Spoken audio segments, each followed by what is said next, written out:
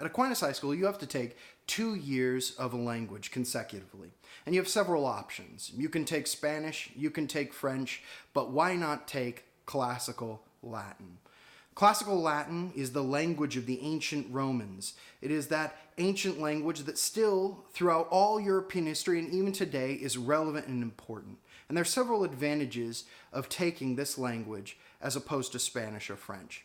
First, you'll stand out among your peers, both in high school and in your applications to college. Almost everyone takes Spanish at our school and in other schools.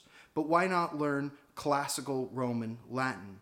Now you may say to yourself, well, how do I ask for directions to the bus? Wouldn't it make more sense to learn Spanish in that way?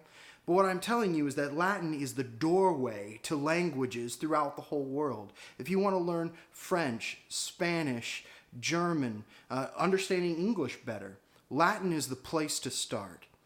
Huge percentages of these languages derive themselves directly from Latin. And we see the benefits applied even in some of our standardized tests.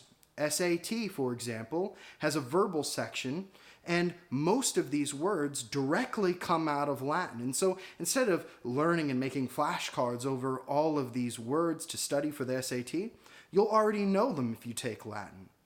But there are other advantages. You'll also have a better understanding of the English language, how to write, how to construct a sentence properly. And you'll also see a number of advantages even in our pop culture. Harry Potter, for example, uses all kinds of Latin words and phrases for their spells and curses. And Latin is everywhere in our culture.